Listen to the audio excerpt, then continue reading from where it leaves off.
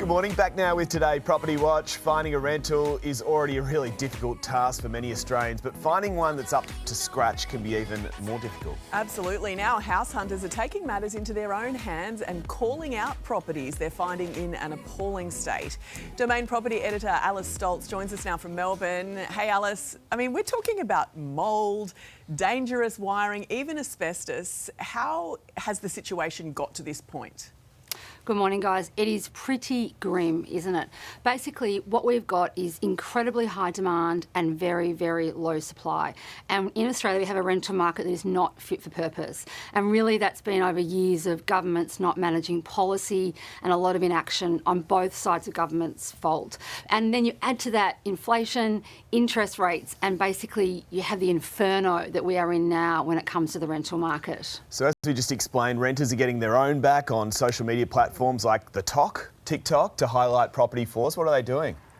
They are, Clint, look, basically they're naming and shaming, and then what they're doing is going through these properties and saying, would you live in this? And that's the question that I think every landlord has to say, would I live in these properties? And look at these places.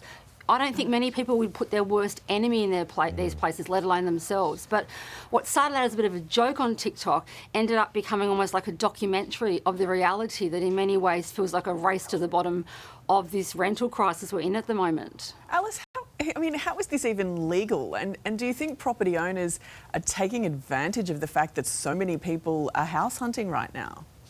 Oh, Jane, undoubtedly people are taking advantage of this, but I do think it's important to remember there are many decent landlords out there. We saw that during the pandemic, people who gave rent breaks and paused all that sort of thing. So there are decent people out there.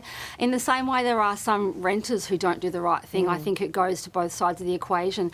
However, what we need though is more sort of accountability, I suppose, to landlords, real estate agents and tenants to ensure that everybody is doing the right thing. But again, for me, it simply goes down to, would I live here? And if I'm a renter, would I treat my own property like that? You know what I mean? It's kind of just good old-fashioned common sense about doing the right thing, isn't it? But for whatever reason, it seems it's just not happening. Asking people to be sensible.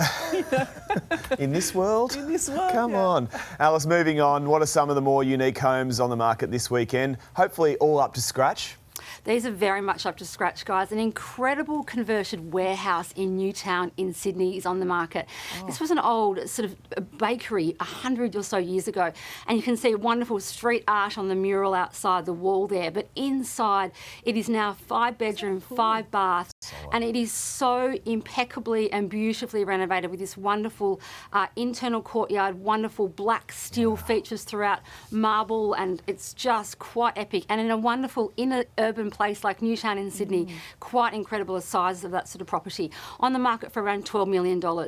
Now, on to Melbourne, we're going to go to Carlton.